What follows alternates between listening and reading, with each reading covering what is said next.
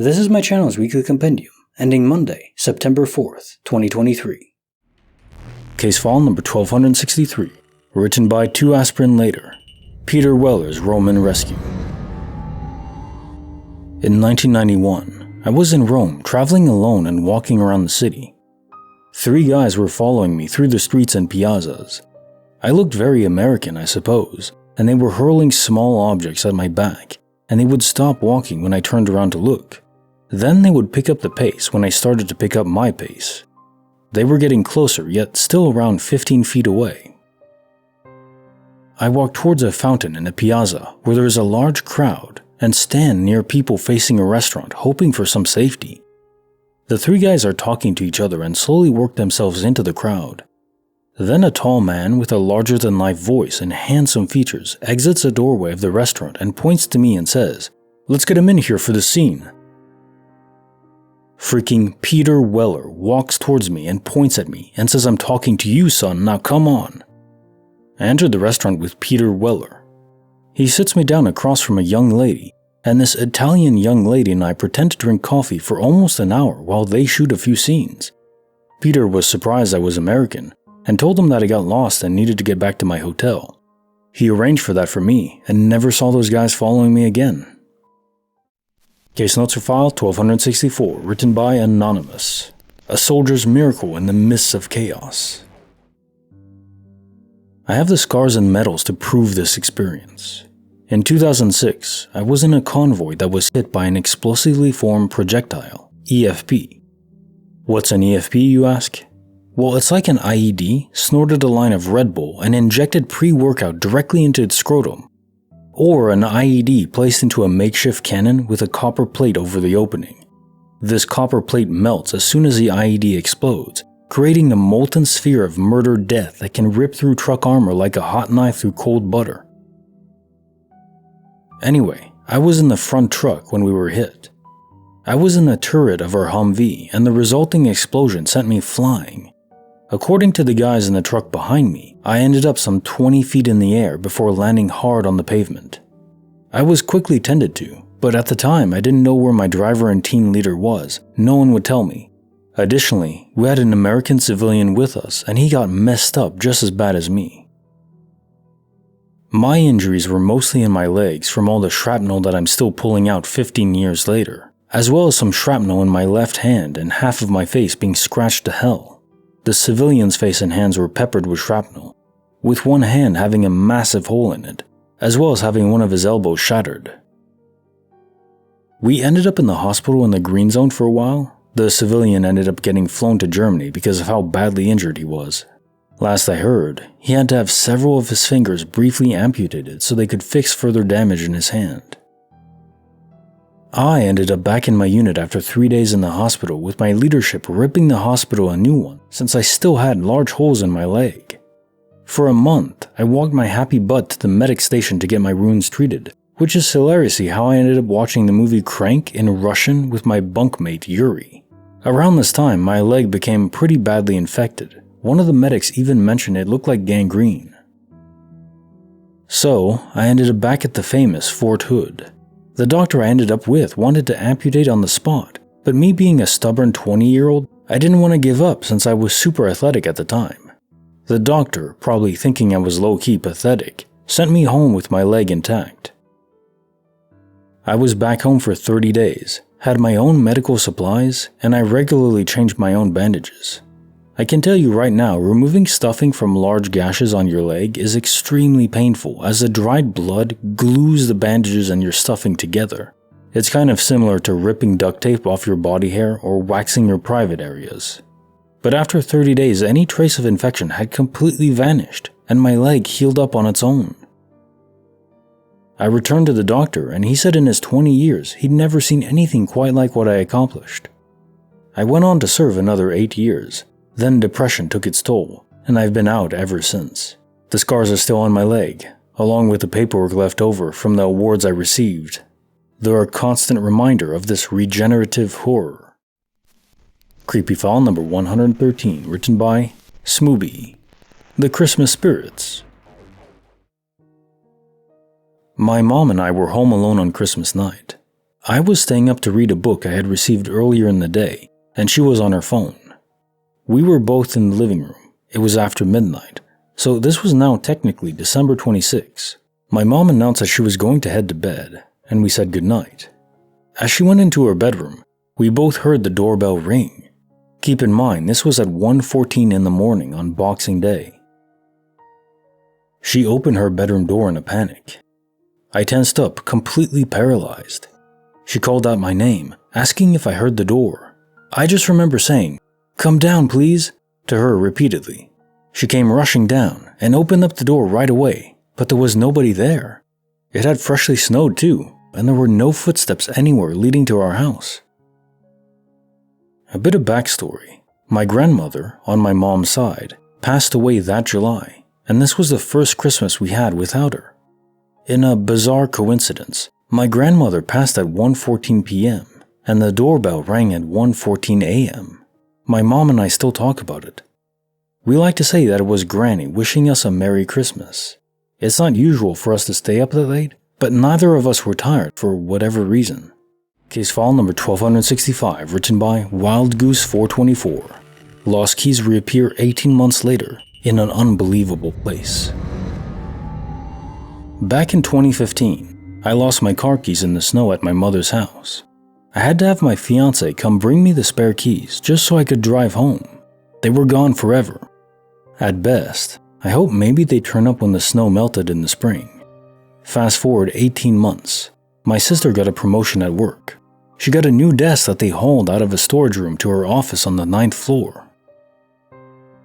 She sits down to get settled in, opens the desk drawer, and inside, just sitting there like they belonged, were my lost car keys.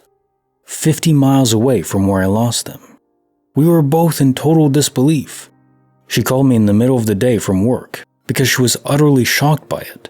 It was freaky as hell, and to this day all we can do is laugh because how do you explain that?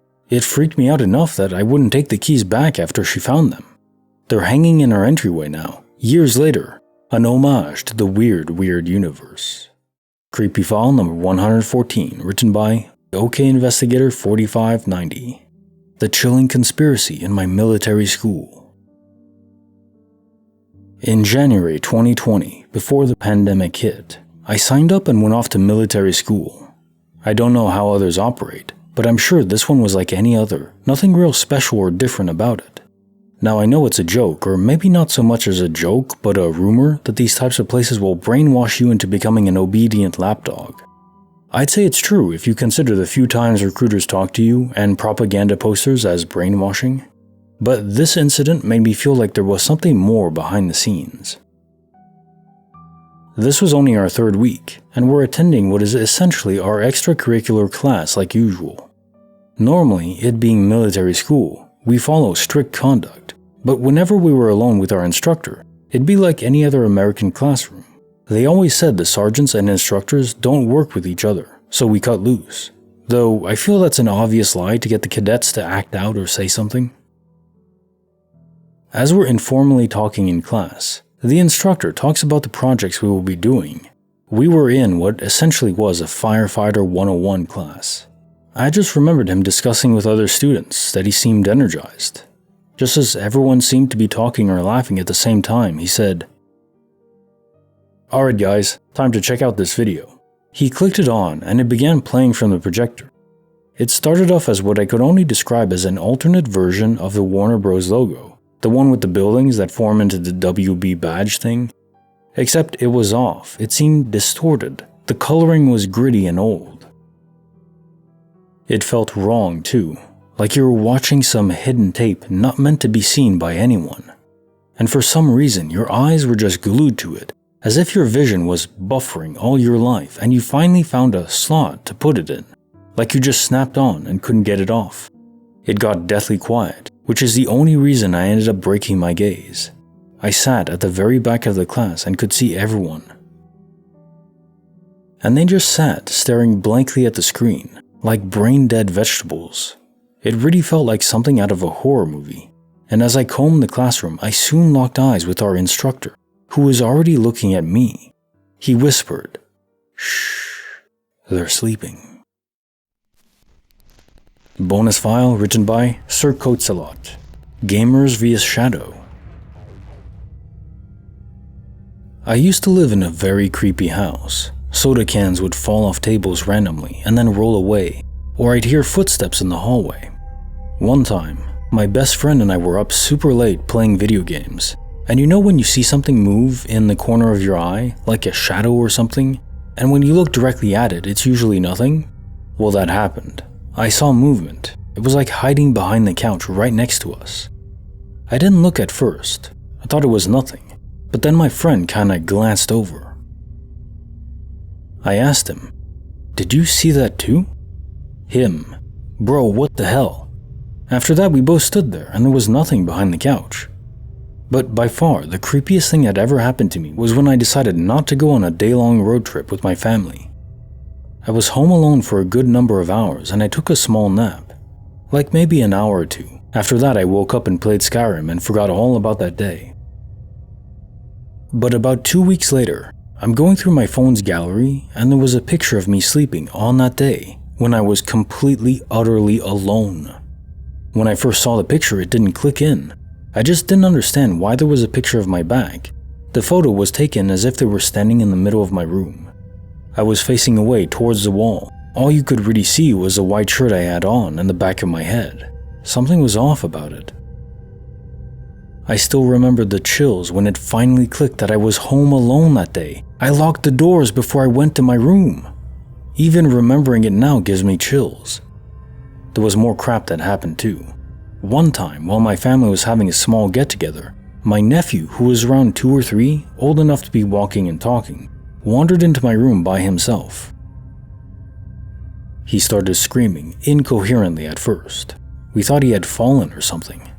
My mom got to him first. He was crying too hard to talk, but as he calmed, he started saying, "The bad man is gonna get me.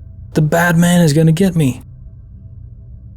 I didn't sleep in that room anymore. It took 2 months, but we moved after that. Slept in the living room with the night lights on everywhere.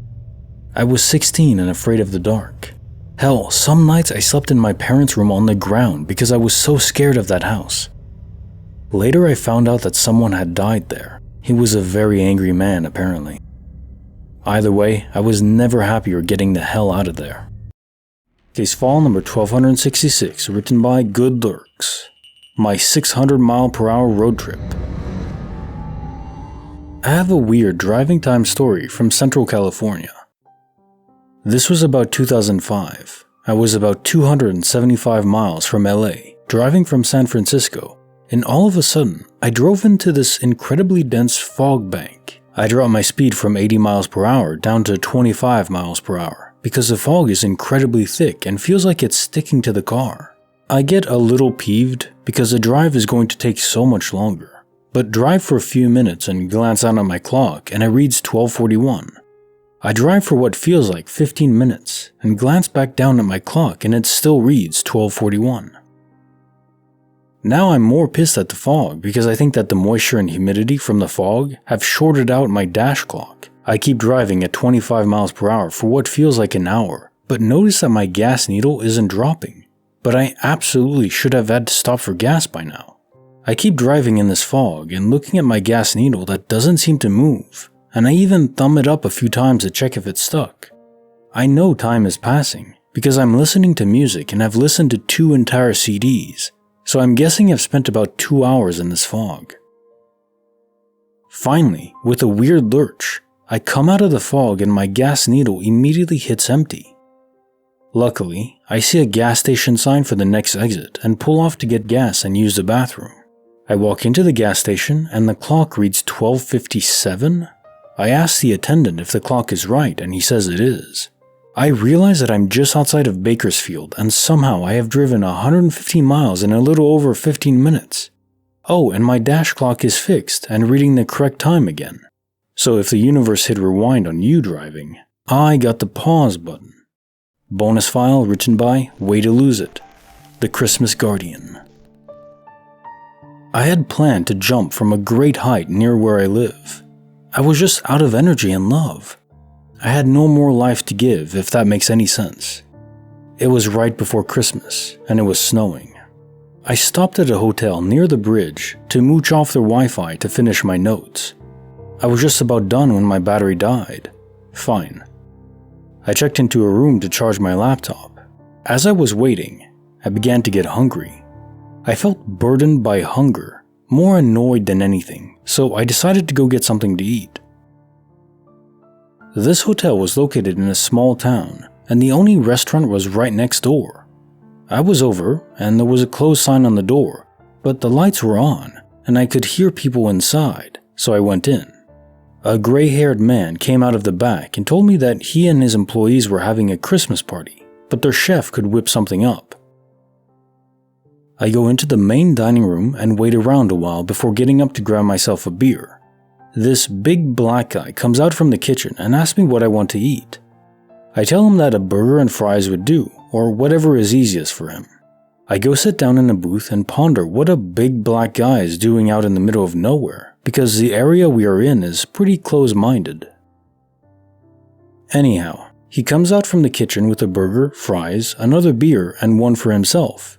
He promptly sits down and joins me. My thoughts for my note are promptly pushed away as I become annoyed by his presence. He begins talking to me, telling me about his life, just filling silence, Then he tells me what I'm about to do is a big mistake. If I don't care about living, why not do exactly what made me happy?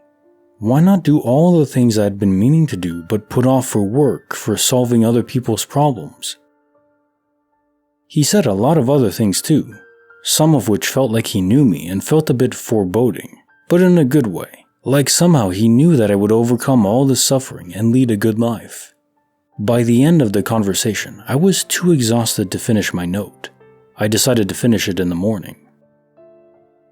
When I woke up, I decided to give myself 1 year. Just 1 year to try everything that man suggested. I decided to really, truly do everything I could to be happy. To really give my all to doing the things that I had been putting off. I decided to walk next door and see if I could find him or at least leave him a note. When I walked in, no one knew what I was talking about. There was no Christmas party. No black guy had ever worked there, and they closed at 5 p.m. the evening before due to the weather. I walked away stunned, but I couldn't really say surprised. The whole evening seemed surreal. To this day, I have no idea who that man was. I only know that I owe him my life. The changes that I made that year after I met him eventually led to me meeting my husband and having my son. We stopped there on a summer road trip this past year, and I cried when I realized how close I was to the edge. I can't imagine not knowing my husband or my son.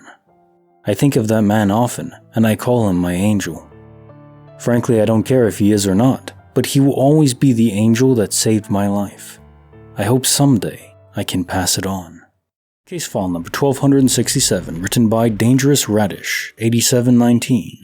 Navigating time bends on the I-5. Driving back north on the I-5, around 2007-ish, I lost many miles. Or maybe time skipped. I don't know. I passed a road sign for a town, X miles away. It was maybe 2:30 a.m. The miles were substantial, 39, 59, etc. Not 2 minutes later, I passed through the town. I did not fall asleep, I did not zone out. There was not enough time for me when I passed the marker sign. It still gives me chills. Also, I won't drive parts of I-5 at night anymore. Even before this, I'd get the worst feeling sometimes in more rural parts. I'd get that chills, nausea, terror feeling you get reading stories like this, but 10 times worse. I never understood it, but when I lost distance like that, I had that same feeling. Like things were just wrong. I've had shady and sketchy driving interactions. I once had an all-black car with no lights zoom past me at perhaps 170 miles per hour. Runner, I'd guess. But I never felt the way I did about those interactions. This one is different. Case file number 1268, written by Edsuom. One act of kindness can ripple through time. I was driving down the freeway in a big city after work, and my car stalled in the left lane. Some guy immediately came up and offered to tow me to the next off-ramp with a tow strap. He dropped me off and I tried giving him some money. He declined, telling me to instead do something nice for someone else. A week later, there was a rare downpour as I got in my car. Same one, fixed, after work. 2 scruffy-looking guys came up running to me and one said, "Hey brother, we missed our bus." He wanted to know if I could give the 2 of them a ride. This was not the best part of town, and I wouldn't have been inclined to let them in. But I remembered what that good Samaritan had told me. Pay it forward. "Okay," I said, "hop in." We drove onto the freeway, and I made all my usual turns heading home. It was the same way my 2 passengers wanted to go. After a while, we got to an exit where they asked to be let off. It was the same exact spot in a city of millions of people where that other guy had unhitched my car from his truck and told me to do something nice for someone else. Creepy file number 115, written by the goddess Hylia, the bone-chilling bathroom scream. I was about 7 or 8, and I was at a housewarming party at my aunt's and uncle's new house. It wasn't extravagant. It was a lower to middle class mobile home in South Carolina. Wasn't really a big party, just a family, some barbecue out back, red Solo cups, all boxes in the garage and not even distributed to their proper rooms. The only things that were unpacked, and where they should be, was the furniture. So anyway, 2 of my cousins were there and one of them had a friend over and we were all playing together. Some made-up fantasy game where we were pretending to be princesses or something.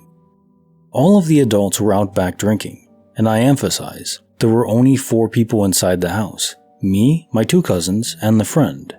The house was set up in such a way that the kitchen was the first room you walked into from the front door. Then there was a living room. Then past that was the hallway with the bathroom and bedrooms. I was in the living room on the couch because that was the princess's bedroom, and I was kinda just sitting there idle while the others got snacks. With no warnings or no other sounds, every single one of us hears a female voice let out an ear-piercing, gut-wrenching, overall horrifying scream in the bathroom. It was clear as day, and it was so loud and sudden that it made me jump, as the living room was right next to the hallway. My cousins and their friend run out from the kitchen and look at me sitting there, and then we all run from the living room into the bathroom. Not a single person is in there, and nothing is displaced because there wasn't anything unpacked anyway, except the toilet paper. We turned back around to see about 3 adults coming in from the back door, because they had heard it too, coming from inside, so it wasn't any of them. What gets me about this is this. We have all since entertained the idea that it was a prank no one has fessed up to yet. In order for it to have been a corporeal being, they would have had to somehow get into the bathroom without me seeing them from the couch, screamed, ran out of the bathroom to either the back door, without any of the 4 kids in the living room seeing, or out of a window in one of the bedrooms. All of the bedroom windows were locked from the inside, so if they escaped that way, someone would have had to lock it and go out the back door, which again, we would have seen. One of the creepiest things that's happened to me. And before you cry, speaker hidden somewhere. That was one of the first things my uncle checked for when he ran inside and was told by us that none of us had done it. Me and my cousins think it's either something supernatural or something that the adults did, and all of the adults that were there think that one of us screamed and lied about it because we were all in the bathroom when they came in. Either way, the mood at the party was killed really fast after that. Everyone was confused and a little on edge, and there wasn't any of that self-satisfied undertone that someone who just played a really good practical joke would have been showing. It was a pretty blood-curdling sound. I'm not sure a human could even make it. Case file number 1269, written by Heather Lore 76, The Mysterious Woman of Destiny.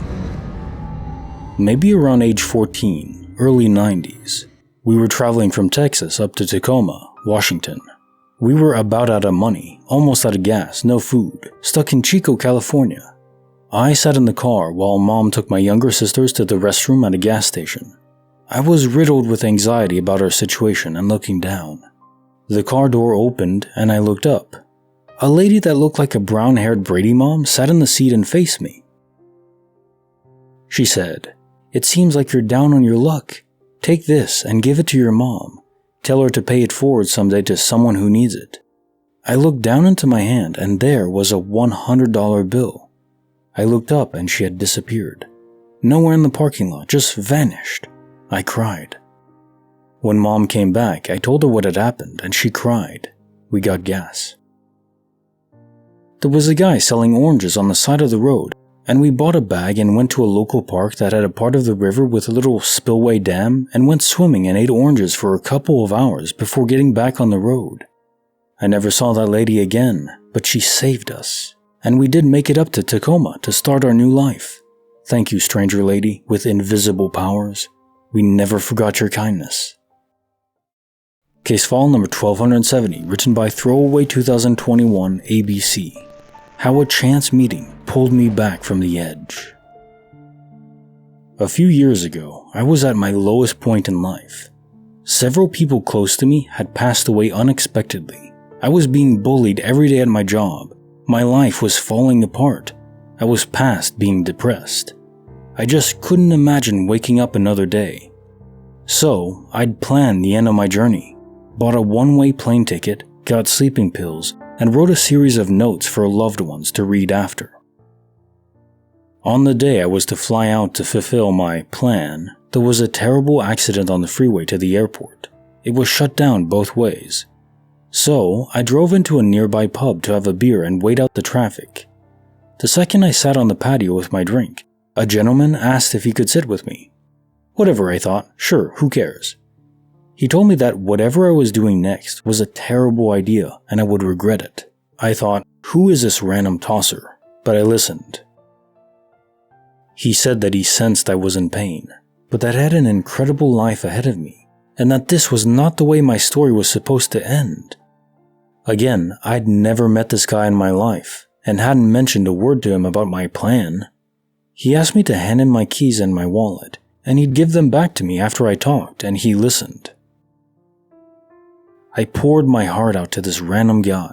I told him all my traumas and pains in life and why I was heading to the airport on a one-way ticket to end my journey in a cemetery across the country where my family was buried. He just listened. And then he pulled out a lighter, asked me to pull out my letters and help me burn them. He told me I was worth so much to the world and that after I finished my drink, I needed to head home and get some sleep. He told me I was going to be okay tomorrow, and I believed him. He then gave me my keys and wallet back.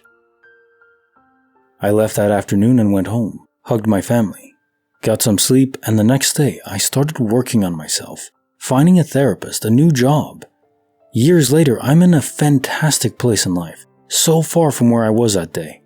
To this day, no one in my life knows how close I came to the final step, but this random stranger just somehow understood me and saved my life. I never saw him again. I don't even know his name. It's the most unexplained thing that has ever happened to me, and I think about that guy every day. So thank you, kind stranger, for saving my life that random September day on a pub patio. Bonus file written by Far Bunny. Somehow I knew exactly where my dog was trapped. We had a rescue dog years back, a terrier mix. We lived in the countryside on a wooded hillside and owned about 5 acres of woodland and rough fields, mostly wild. This dog loved to be up there chasing rabbits, but loved her home too, so would never be gone for very long. One day, she went missing. We took our other dogs up there and searched thoroughly, but nothing. We had another friend bring his dogs, nothing. We advertised, put up posters. We did little but search high and low for 6 days, but found nothing. On the 6th day, we had pretty much given up hope, but I decided to go up one last time because I had a hunch, a tickle in my belly, about one particular area which had already been thoroughly searched. I took a sickle and a pair of gardening gloves and hacked my way towards the center of a huge bramble patch. It was summer and all I could hear was birdsong and insects, but suddenly I heard a muffled yip. I called her name and then heard her again, getting excited. She was deep underground in a rabbit warren. I stayed, calling to her, until help arrived. The local fire brigade were kind enough to come and help, and we got her out eventually. She ran around like a demented muddy pup, and amazingly, the vet said she was basically okay, and had probably been getting enough moisture from eating mud to keep her alive. I am not generally a fanciful person, but I just knew in my knower she was there. No explanation for it. Case notes for file 1263. Peter Weller's Roman Rescue. Peter Weller is a phenomenal actor. Lucky that you got to meet him, even if it was under such bizarre circumstances. I can chalk this up to a very, very, very unlikely coincidence, unless a guardian angel force was involved. To be fair, I don't think these three guys would have seriously harmed you, perhaps just fueled by an anti-American sentiment, as some people in foreign countries do have. So the guardian angel just intervened to forward you away from them. But again, I don't think anything serious. I don't think they would have killed you or anything like that. But it is obviously unsettling. It's not right. Don't do that to people. Treat people with kindness and it'll be repaid most of the time. And doing that even when you have reason to be angry at someone, that takes a special kind of character. And man, it's powerful. Case notes for file 1264. A soldier's miracle in the midst of chaos. So first off, you're not pathetic. Whatever the doctor might have thought or not, I doubt he even thought that. You're a warrior who went through a kind of hell mixed with fear and adrenaline that no one outside of your unit could even comprehend. Words and the images in my mind that attempt to convey what you went through can never do it justice. Secondly, this could be a quantum immortality event for sure, as death from gangrene is a very real and very serious concern. Indeed, it rarely heals on its own. So, quantum immortality might be the most likely explanation, but then it's only partial. Because if you were in a new universe, one where you did have gangrene, the doctor in that new universe, if it is a new universe, you went back to him and he was surprised the gangrene healed himself. So in that new universe, you still healed yourself, even if you died in your original. So maybe your body in the new universe, or maybe just in general, you never switch. Maybe it isn't quantum immortality, and you simply healed yourself through a kind of genetic mutation. Makes you think about the X-Men franchise, right? And while the majority of the mutations displayed in that comic series or the movies are physically impossible, they break the laws of physics, some aren't. For instance, Logan's regenerative abilities exceed what is physically possible, because you need new mass to actually heal, even if your cells could divide fast enough and infinitely. For him to heal that quickly, he'd have to physically be eating constantly, basically, to heal. Maybe then. But even then, it's probably not physically possible. At least if you have the mass, maybe. But the idea that some humans out there have superhuman ability to recover from illnesses and regenerate injuries isn't inconceivable at all. You may have one of these hyper-rare genetic mutations that grants this ability. I wouldn't go around testing it, but hey, if you have it, that's great. When you need it, and like in this case, comes in handy. Case notes for the creepy file number 1113, The Christmas Spirits. So was your grandma infusing the atmosphere with her own spiritual energy so you'd stay awake long enough to get the sign? Might be a stretch there, but it's a very wholesome stretch that I'd like to run with. Too great a coincidence otherwise. The exact time, obviously AM to PM, but still. Also, I have seen a few funny videos where pets and other animals push doorbells at night outside, caught on Ring cameras. If not for the timing in this story, I'd have gone with that explanation, but again, some coincidences can't be brushed off freely. And now time for the fact of the day. Henrietta Lacks, born Loretta Pleasant, August 1st, 1920, all the way to October 4th, 1951, was an African-American woman whose cancer cells are the source of the HeLa cell line, the first immortalized human cell line, and one of the most important cell lines in medical research. An immortalized cell line reproduces indefinitely under certain specific conditions, and the HeLa cell line continues to be a source of invaluable medical data to the present day. Lacks was the unwitting source of these cells from a tumor biopsied during treatment for cervical cancer at Johns Hopkins Hospital in Baltimore, Maryland in 1951. These cells, when cultured by George Otto Gay, who created the cell line known as HeLa, which is still used for medical research, as was in the practice, no consent was required to culture these cells obtained from Lacks' treatment. Neither she nor her family were compensated for the extraction or use of the HeLa cell lines, which is ridiculous. The amount of value that they've gained, they should, the family especially. Even though some information about the origin of HeLa's immortal cell lines was known to researchers after 1970, the Lacks family was not made aware of the cell line's existence until 1975. With knowledge of the cell line's genetic provenance becoming public, its use for medical research and for commercial purposes continues to raise concerns about privacy and patient rights. Those are extended beyond what they were back in the day, but still, it's something to be concerned about. In a certain sense, cancer is like this, but this extends beyond it. I think no matter what happens to the cell, barring, being burned or something, extreme like that, it will survive and reproduce. An immortal cell line. If Henrietta had this, and it didn't turn into cancer, it was simply her normal cells functioning as intended, but being able to infinitely divide, and the telomeres never being damaged, she could potentially have lived forever. Maybe eventually one day someone will actually have a genetic mutation where the cells function that way, and metabolic damage doesn't accumulate. They will be the first true immortal. Case notes for file 1265. Lost keys reappear 18 months later in an unbelievable place. So it's an homage to a weird universe indeed. Yep, truth in that. There's no explaining events like this away. Not with the hand wave that most use. You know, the type like, oh, it's no big deal, the keys just bounced 50 miles into her desk. Makes sense? No, it doesn't. Sometimes I wonder what it will take to convince people. But then I think maybe most people don't want to be convinced that there's more going on than immediately meets the eye. It's too terrifying. Case notes for the creepy file number 114. The chilling conspiracy in my military school. That last line? What the hell? Reminds me of the 1984 paragraphs involving Winston and O'Brien. Locking eyes, that look, knowing Winston was different.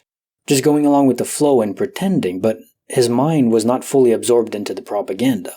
He couldn't hold two opposing views simultaneously. They were in conflict, and they would always be at war. Now, I don't know if this military school was truly trying to brainwash anyone. That'd be hard to accept, wouldn't it? And yet, strangely not unbelievable either. Maybe it wasn't trying to brainwash. Maybe it was a test to see who could be brainwashed and who couldn't. And you proved that you weren't susceptible to that kind of subliminal messaging. Most people are, but some people aren't. You know, a small portion cannot be hypnotized, for instance. Case notes for the bonus file. Gamers versus Shadow. I've seen brief, unexplained glimpses in my periphery too while gaming, or just like watching a movie. I always attributed to my mind conjuring them based on whatever game I was playing or what I was watching. Shadows of the subconscious.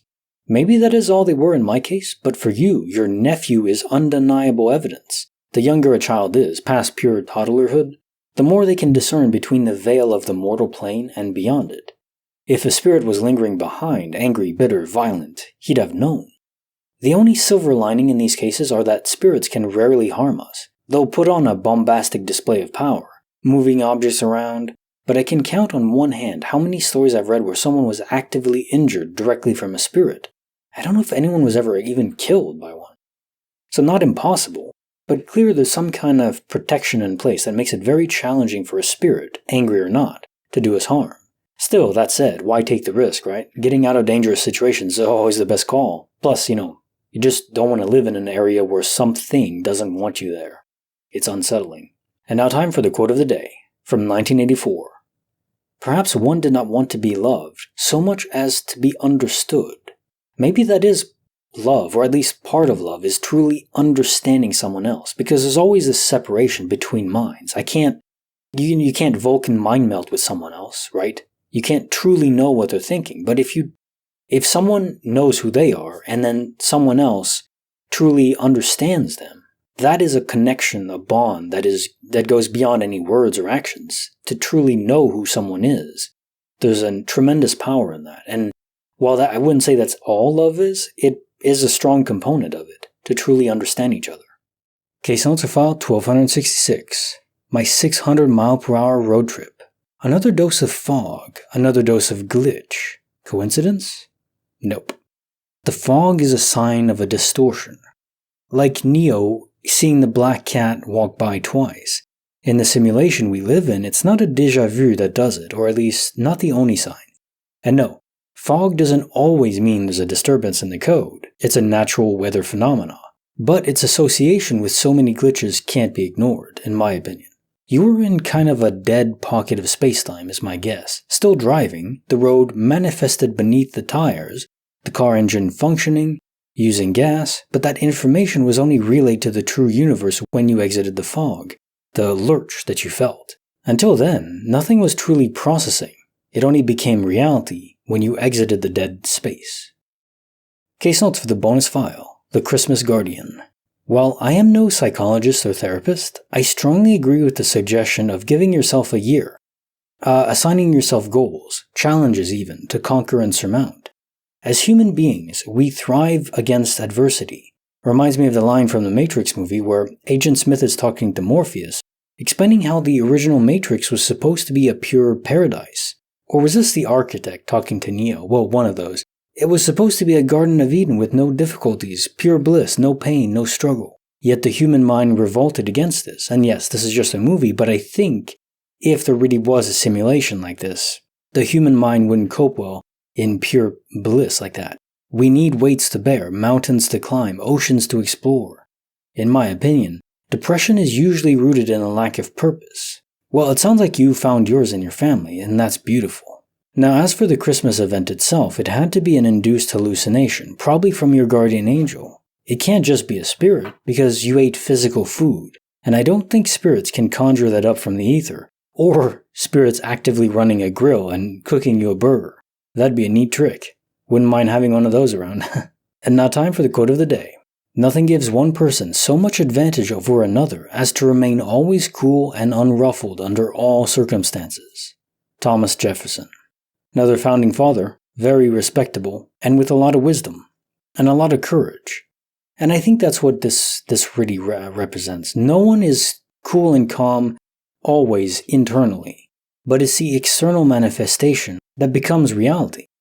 So if you're struggling inside, nervous, anxious, and you let those emotions unravel out into the world, then it ripples out and affects everyone else. But if you contain them, at least during the event, maybe deal with it after, but during the event, being stoic and calm and collected, even in an emergency, there's so much value in that, and indeed it gives you a tremendous advantage.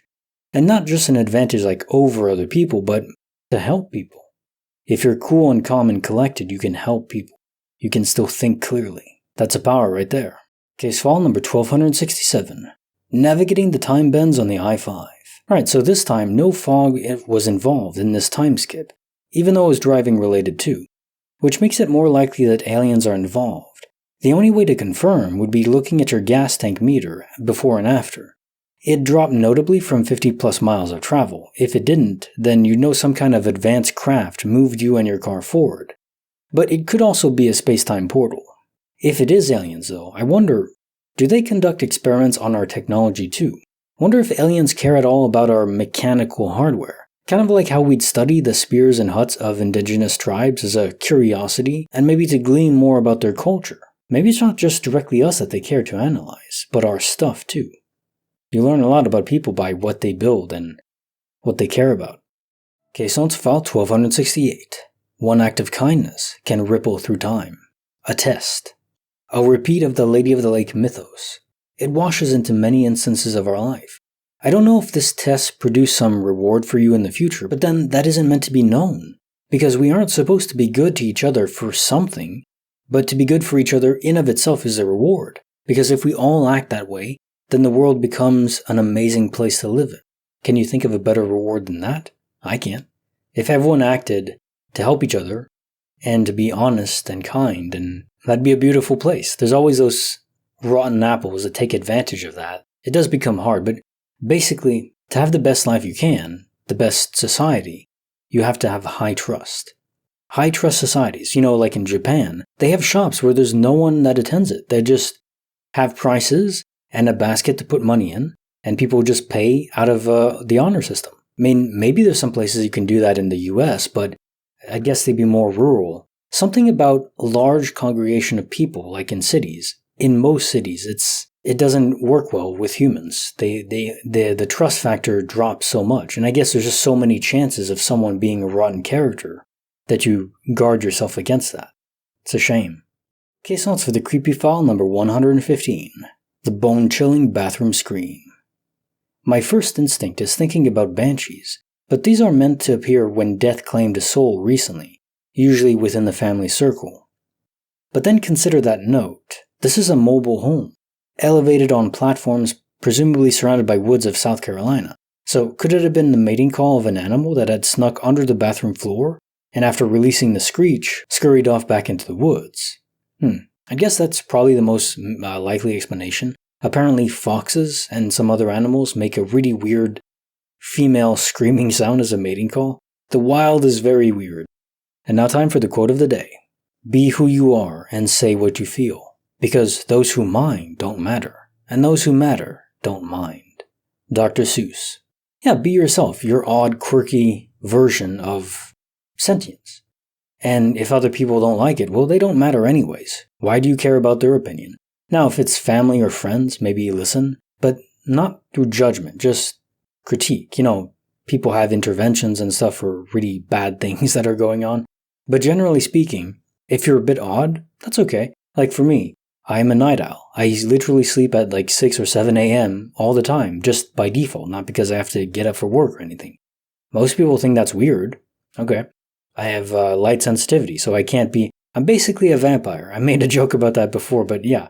I'm basically a vampire who doesn't have to feed on humans, so that part, the last part, is pretty good and important to note, so any hunters out there, you can go hunt something else. Short of being an actual monster, be yourself. Those who mind don't matter, and those who matter don't mind. Case on file 1269. The Mysterious Woman of Destiny. That's it. Maybe that's what an angel is. Not purely guardians. More than that.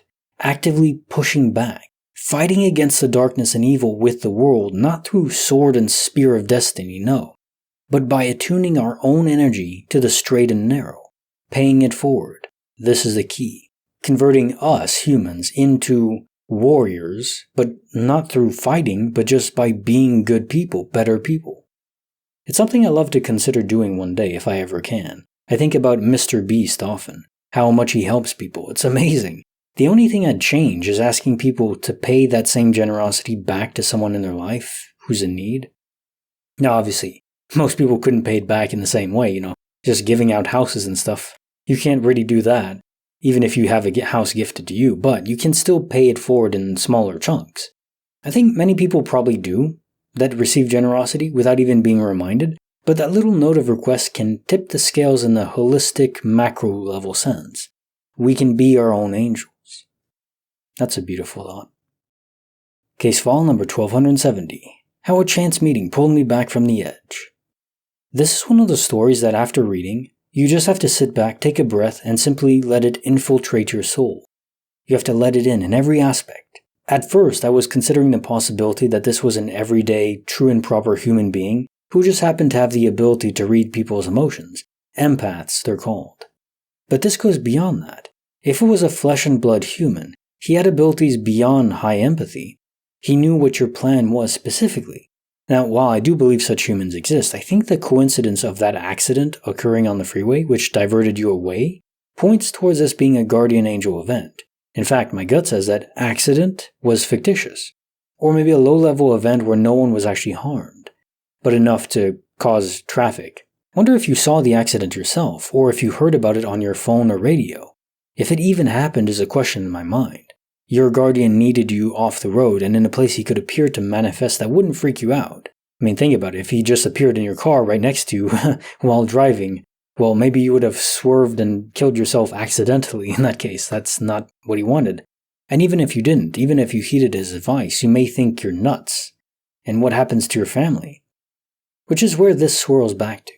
If you have people who love you, depend on you, then ending the journey, in my opinion, is just wrong. We all have autonomy over our own bodies. But if we choose to forge close bonds with others, then we kind of infuse our body and soul into them, at least small portions of it. What we do with our body then affects them too, so always consider that.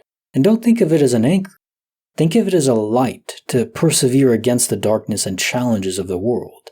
People you love and care about, they're not trapping you on this mortal plane, they're making it worth living. Okay, so on to the bonus file. Somehow, I knew exactly where my dog was trapped. The sixth sense, but really it's beyond just a sense, isn't it? It's knowledge woven into your soul, or maybe drawn in is the better expression. You listen to your gut, the tickle in your belly as you call it, I like that. Even though there was absolutely no evidence in the material world to direct you to that specific area, you literally already searched it thoroughly, as you say. It wasn't a gamble or a dice roll. You knew it. Your soul connected to a loved one, and yes, pets certainly fall under that category. Fed as much knowledge to your subconscious as it could to lead you where you needed to be. It was just a feeling, but you knew. Just horrible to consider, though, the suffering, having to survive on mud for 6 days. Thank God you found her. And now time for the quote of the day. The greatest pleasure in life is doing what people say you cannot do. Walter Bagehot. So what is this quote referring to? Is it doing things you aren't supposed to be doing? Or is it doing things that people think you can't do? I think it's the latter. If someone or a lot of people believe that you can't do something and you prove them wrong, there's almost a carnal pleasure in that, of defiance and just saying, told you so, I can do it, you didn't believe in me. It's also a way to weed out people that really don't belong in your life anyways.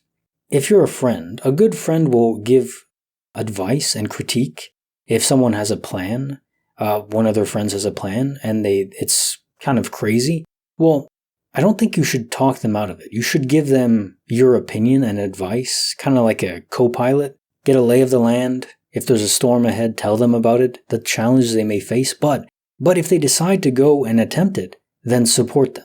Don't put them down because it's something that seems crazy to you. Maybe it is. Maybe they'll fail. Probably most of the time they will. That's just how life goes. But you have to be there to support them. It's a tough line to balance, but I think enough people get it right.